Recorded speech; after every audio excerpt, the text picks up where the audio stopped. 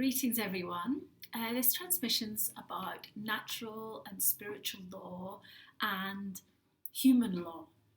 And I've been reflecting on this quite a lot. I have spent a lot of time in the last 13 or so years learning from tribal elders and wisdom keepers and really seeing that a lot of the more ancient tribes or traditional tribes have a set of natural laws, rules and regulations, and things that have been put in place for the safeguarding of their tribe. And we, those of us in the global north or the west or whatever you want to call it, the more modernized places, we also have a lot of laws. And I was reading yesterday some teachings from Lama Khentrul Rinpoche, who's a master of many lineages, including the Kalachakra lineage of Buddhism. And in one of his books, he's discussing the fact that laws are put in place often for our safety and to protect people. And I think that this is the case with a lot of laws, I'm going to call them 3D laws.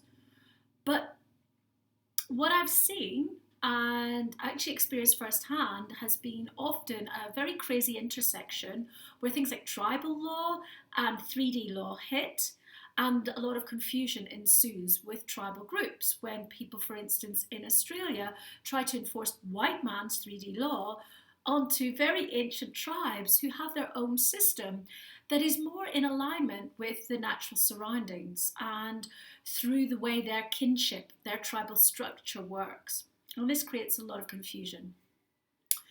And I think we've got a lot of confusion at the moment on the planet about following laws. And I feel it's really important to start to look at our relationship to that.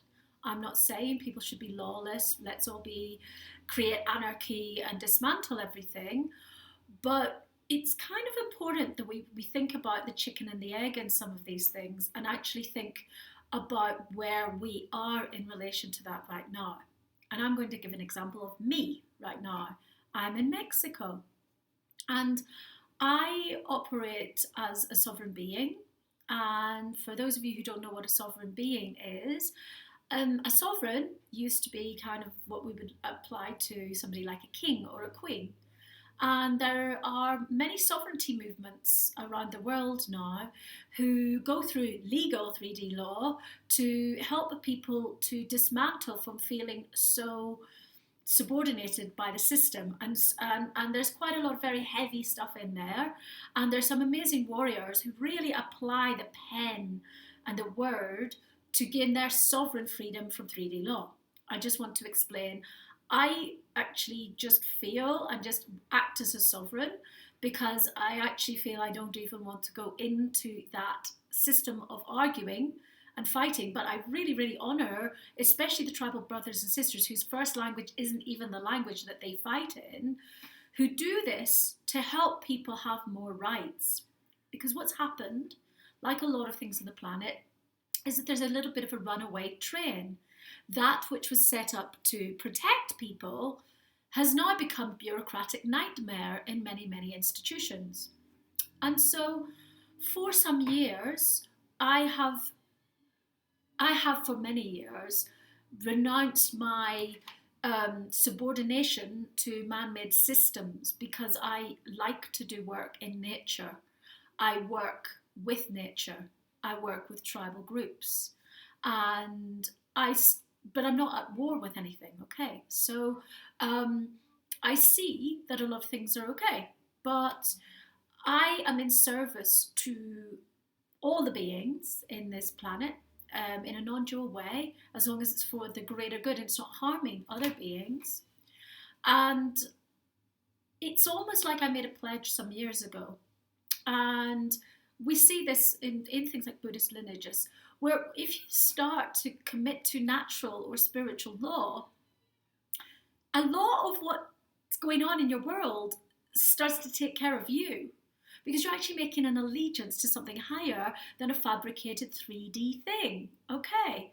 And I have witnessed amazing things in recent years, and if I see you all face to face, I will explain some of these hilarious, crazy stories where sometimes I've had to claim my sovereignty as somebody who is in service all the time, but I'm in service to nature and to the universe, okay? And people and communities are part of that.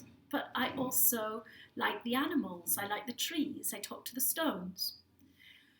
And when we do something like that, we end up where a higher law, because remember that everything around us is under the conditions of the universe, we start to align with that. And do you know what happens? Lots of the 3D stuff that is supposedly presented to us to subordinate us doesn't even stick.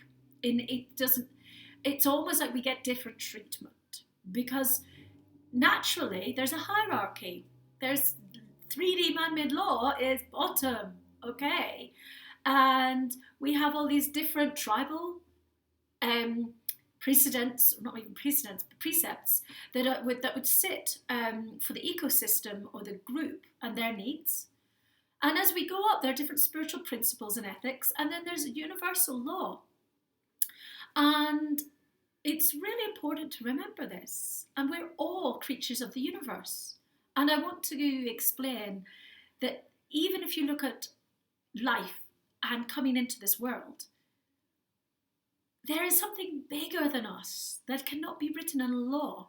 Look how many people were at a surprise birth, for instance. People who were like, oh, I had a lot of contraception, you weren't planned, but the universe has a different plan. And it's like, you two are to create this divine being, okay? We have all these things where a lot of people came into this world and in almost miraculous circumstances. Every life is a miracle. And there is nothing that can stop someone being born if they're supposed to be born, okay? And I know there might be forces that some people would say might be trying to stop that. But actually, if you look and you talk to people, even if you weren't one of those, you will no doubt know lots of people who were like, oh my goodness, you know how I came into this earth, blah, blah, blah, blah. And so the universe has a plan for us. And 3D man-made law is an attempt to regulate and create, and it's often to try to dominate it in some slightly territorial colonial way against surrendering to the universe's grand plan, but it's a pretty big thing. And when we make a pledge to be beings of nature, beings of the universe, and to follow the laws and ethics that have been here for beyond time in many ways, because they're unifying principles. And some of them change a little, but most of them are fundamental. When we align with that, we have less problems with the 3D stuff. It's an amazing quantum thing, and I just want to share it with you because I see so many people really stuck in their heads right now, really preoccupied with things like vaccinations, not vaccinations, travel, not travel. And if you know in your heart of hearts that there's something that you're supposed to do and somewhere you're supposed to be, and you're in service to the universe and your ecosystem, do you know what? You're supposed to be there and you'll have no problem. You might have to explain something to someone, but they will let you do it because there's something in the ether. Even if someone is totally preoccupied with the 3D law and you meet them at a border or something changes because you, as a sovereign being, are working as an envoy for a higher energy, and therefore the other law has to let you through. Now, you need to address and look at your own karma and things. So I'm not suggesting that you whimsically do stuff just for the sake of it. I mean, you're doing stuff in service. You will get to where you need to. You don't need to worry. Sometimes you do need to reassert that you're a sovereign being. And sometimes I have to be like, I'm a sovereign being, I'm a sovereign being, I'm a sovereign being in the toilets or something before I have to go through somewhere, because the people are scared, they're contracted, so they're really pushing the 3D man-made law. But you go in, you know your purpose, your field, and the cosmos lets you where you need to be. And I guess a lot of people will not know. Okay, so how do I know I'm supposed to be somewhere or not? How do I know that it's not me just being pig-headed about this? Because I think that this is a problem where we have people who are pushing just to agitate. And there's a difference in a natural law and divine judgment and just being a little bit of a dick, with that. Sorry, dicks. But, it's like just doing it for the sake of it. If you are doing it because you align with spiritual law and universal law, and you've had a sign that you're supposed to be somewhere, it will happen for you. And I'm seeing a lot of brothers and sisters who are feeling unconfident at the moment, some of whom have already taken some of these kinds of vows, I would almost say. And I really am saying this to you. And this is a real time for us to remember this. And sometimes it's that leap of faith. You have to almost incant it to the universe for the universe to provide for you. So we have more freedom than we might think right now. And I really, when I sit down with some of you, I can explain some of my journeys in the recent years and some of my initiations. These are initiations. It's like the cosmos is saying, do you want to stay contracted and dominated by a piece of paper, or do you mean business, and are you part of this thing, this grand new golden age that we're coming to bring in? So yeah, have a think about that. And the last essence I really wanted to talk about was this thing about signs. This is where the tribal societies and many, many lineages have a thing called divination. Divination is connecting to the cosmos to ask for a sign. And a lot of you might have started saying things like 111, 222, and things on your clock, or people don't have clocks anymore, phones, these things. And this is already the universe starting to talk to you. And I think a lot of people are starting to see more synchronicity and starting to go, oh, I saw that bird 4 times yesterday. What's that about? So the universe talks to us in many ways. And if you open yourself up, divination is possible. Now, we might have tribal groups or societies use things like runes, or who throw bones or coca leaves and read them in a certain way, or have an oracle of their tribe, or people who you go to who have dreams. And for me, a lot of my divination, being somebody who spent a lot of time in the urban jungle, was things like billboards and songs on the radio. When I started to be like, the universe is talking to me. And you start to have a dialogue with the universe. This is you already starting to line up with the fact that you're part of it rather than you're just subordinated by 3D law. You start to say, and then you say, why did I see an eagle 4 times? I don't even live where eagles are. But why are they on the television? Things like this, where you hear a word a few times, and you're like, I've heard that word for a few times. What we do at first is we usually ignore it. It's like that thing sometimes where your eye looks at something just as you're leaving the house, and you're like, why am I looking at this elastic band? And then you go out, and then later that night, somebody really needs an elastic band. You're like, that was a message from me.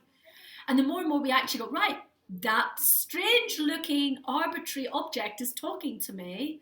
And then later we realize why. That is the beginning of the universe starting to say, you can do divination with me. So we have 21st century ghetto ways of doing divination. And some people use things like oracle cards. Once you start to connect out and say, I'd like some answers, they start to come. And you start to find your own way. So some people, depending on their star sign, will find things like looking at water, scrying. The water tells them things. We have different ways of doing divination.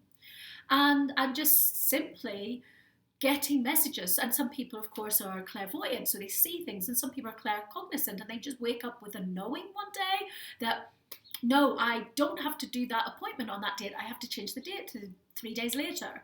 So we're already interacting with these things a little bit. And when you actually surrender to doing it more, you start to get the guidance, which is where then the higher law and the higher system is starting to let you know what you really can do.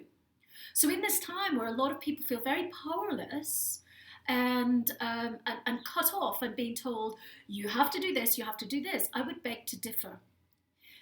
I have no problems with the people who are reacting from a very fragile position. A lot of people have accountability in these systems. A lot of people are trying to preserve lives, trying to keep communities safe, and they're troubleshooting from a very almost paralyzed position.